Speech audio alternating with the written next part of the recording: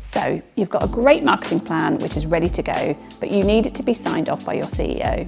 Doing your job isn't just about delivering, but taking people in your business on the journey with you.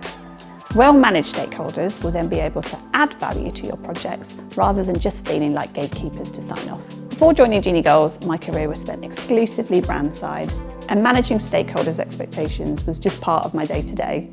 Here are my learnings when stakeholder management has worked well and not so well. Number 1, know what makes them tick.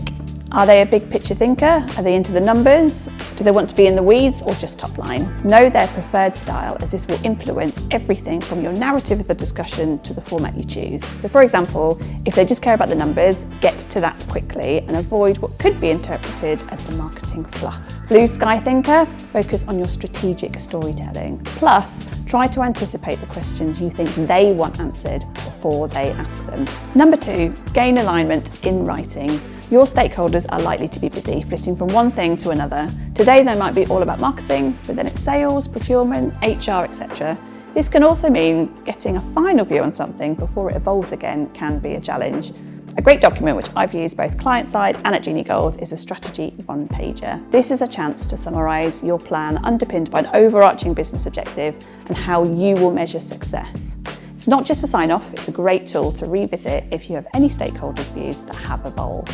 So if you're having one of those moments where everyone's a marketeer and you are being pushed to do a new piece of activity which doesn't align with your strategy, simply pull out the document to manage this discussion. It will help give you the confidence to challenge them on where it fits in your strategy whilst removing personal opinions. Number 3, watch your language. More often than not, you will be speaking to individuals where this just isn't their area of expertise. So check yourself on the language you're using, dump the jargon, and bring clarity and transparency in your challenges and risks. All those things that you know about the industry that you just think everyone else knows, which might impact your performance, it's really important to include these in the conversation for context. Don't expect them to be as connected as you are to the challenges you are facing at this point in time. Number 4, find your allies. If you have a challenging stakeholder that you need to manage, my advice is to find your ally. So do you have a CEO who struggles with marketing but has a very strong finance background? My advice is make friends with finance.